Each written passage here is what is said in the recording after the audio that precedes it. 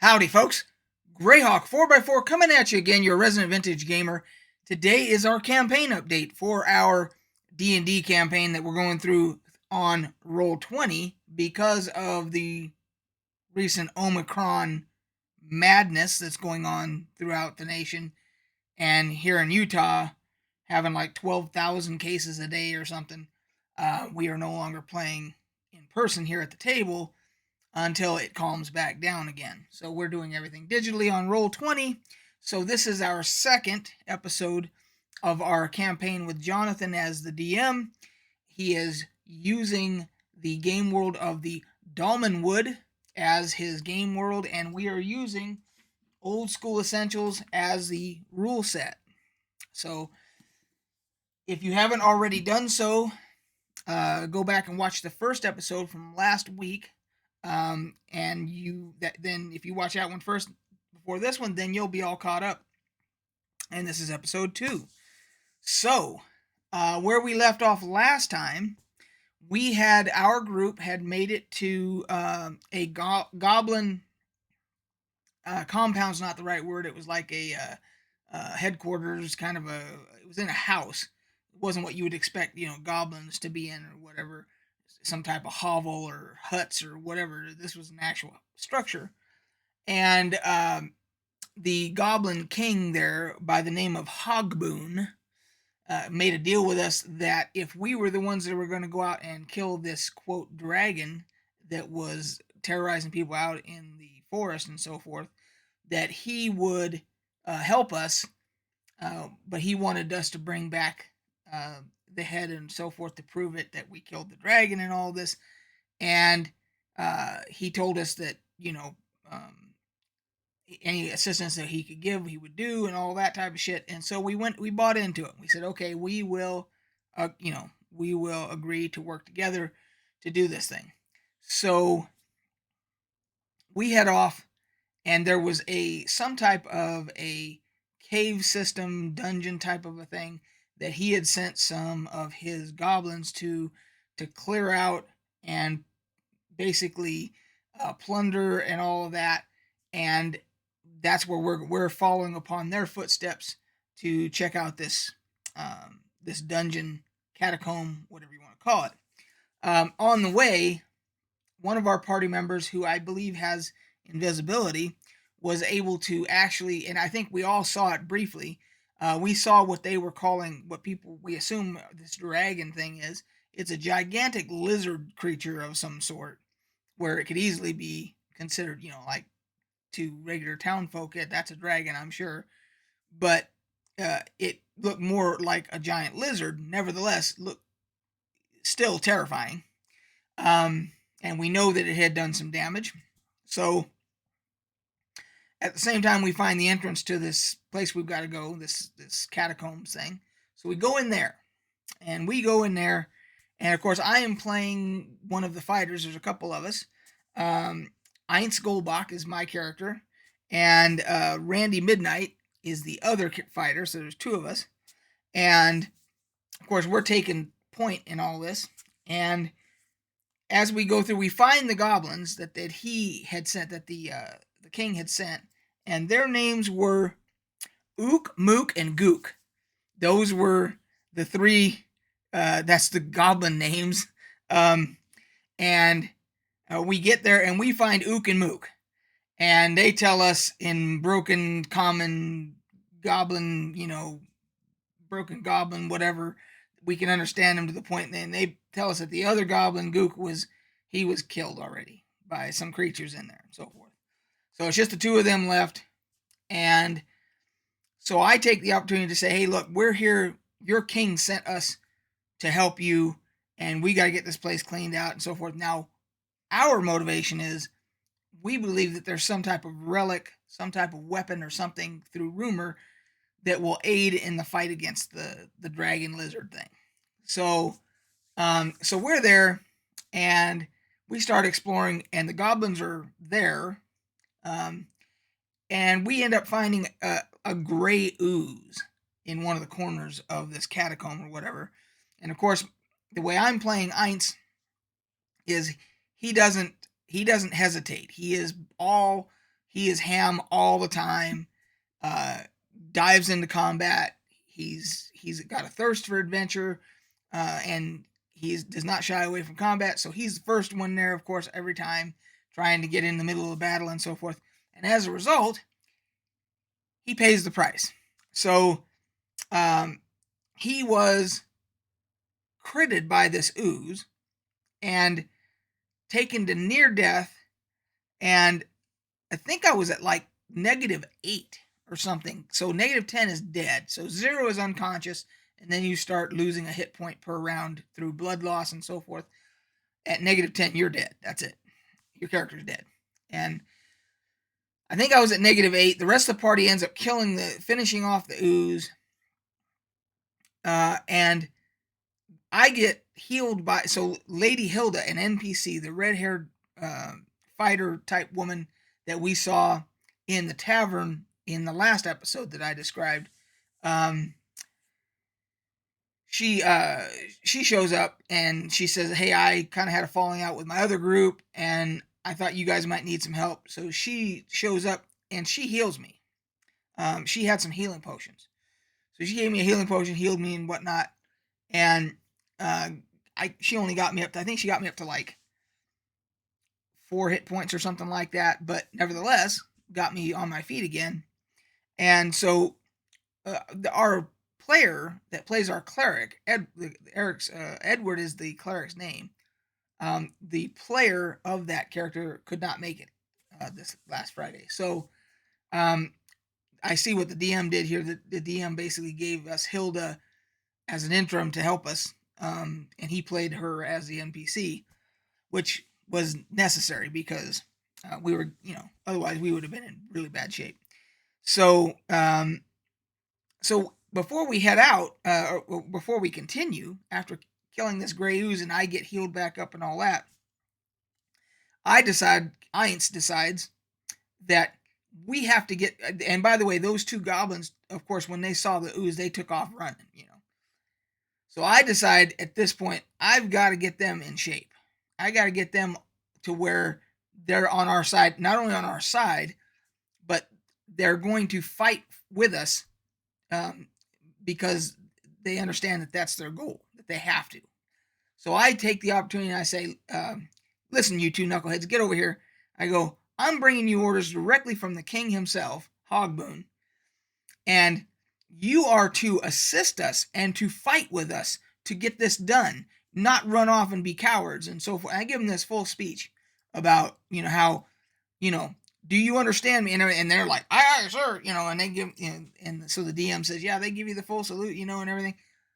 And I kind of boon their morale, boost their morale, and it works for a while. We end up having to fight some other stuff in the interim, and they end up fighting with us. At one point, they fought. There was a skeleton. We went into a different room.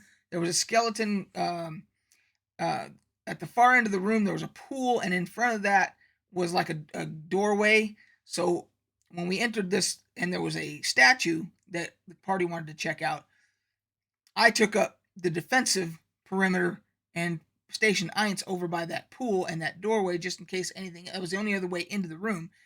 I was anticipating something might try to come into the room while the rest of the party was checking out the statue.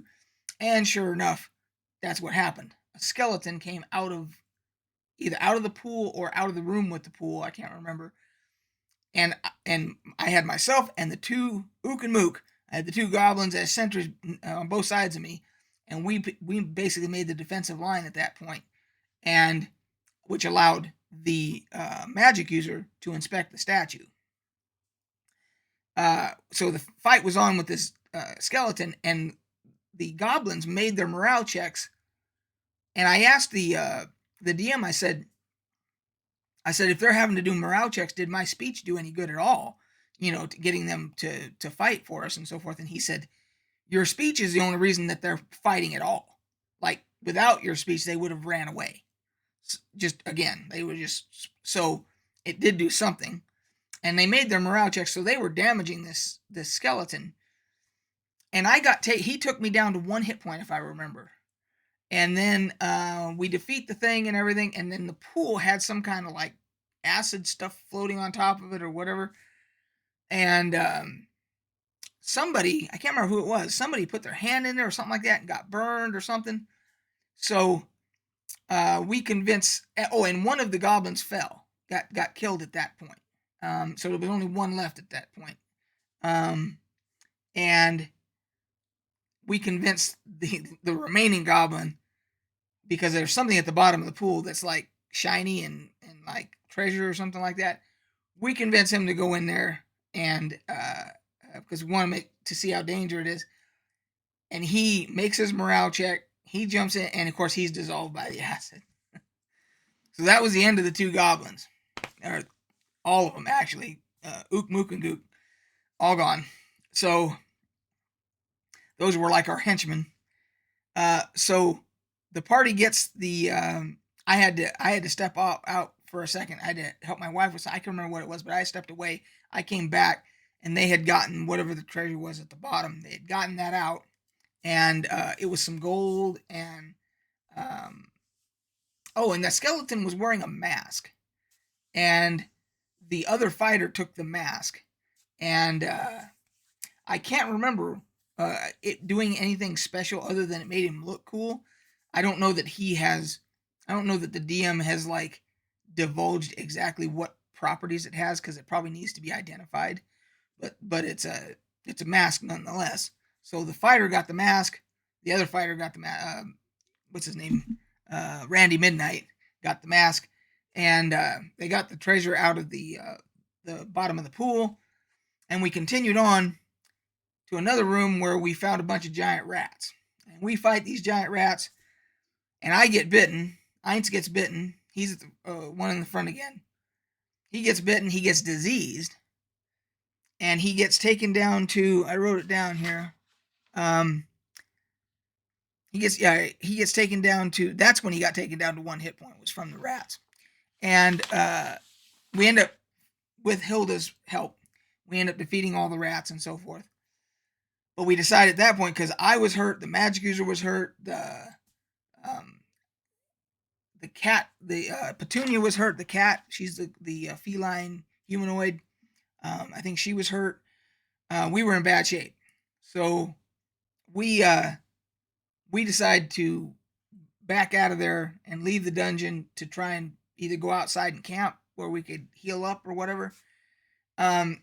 And somebody decides, hey, well, let's see if we can make it to town. I think it was a day and a half to get back to town, the actual town, not the goblin town. And so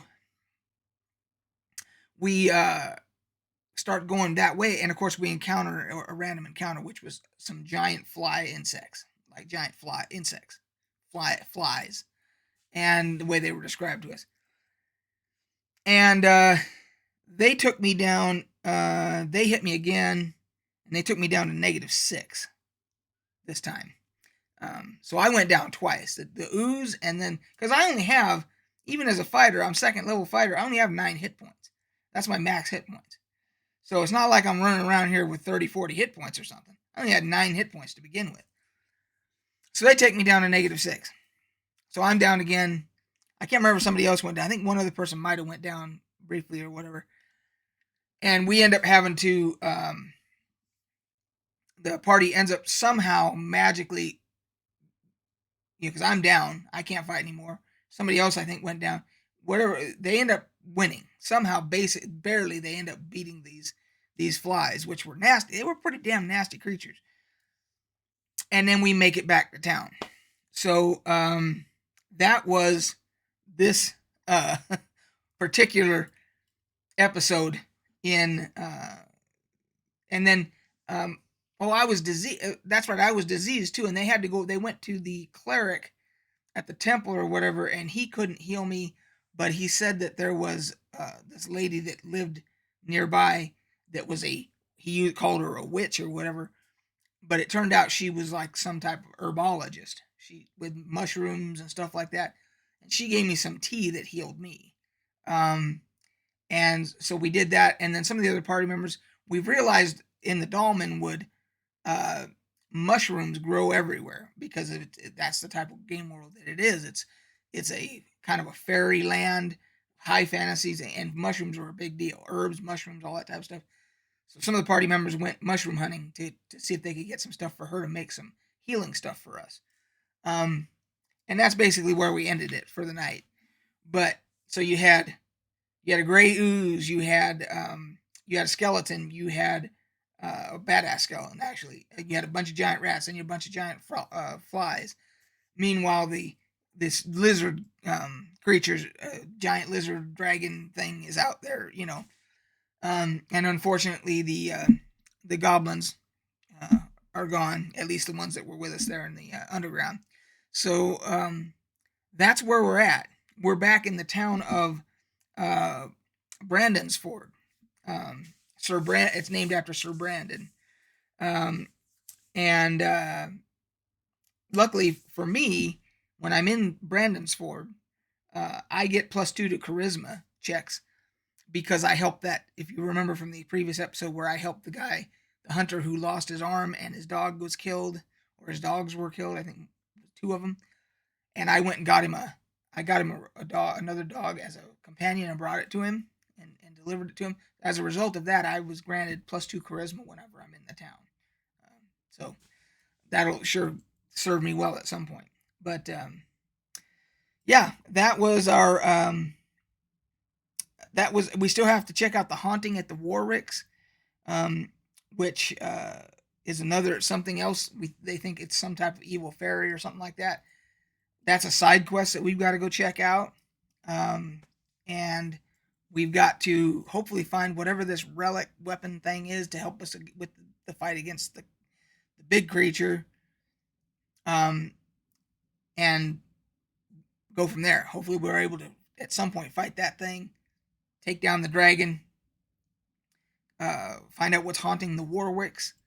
And those are the adventures we're going through right now in Dolmenwood. So that's it, guys. That is our campaign update. We're playing again this Friday again on Roll20. So there will be another update probably next Monday. So, all right, guys. I did if you didn't already see it, I did a EverQuest Let's Play number 4, episode 4.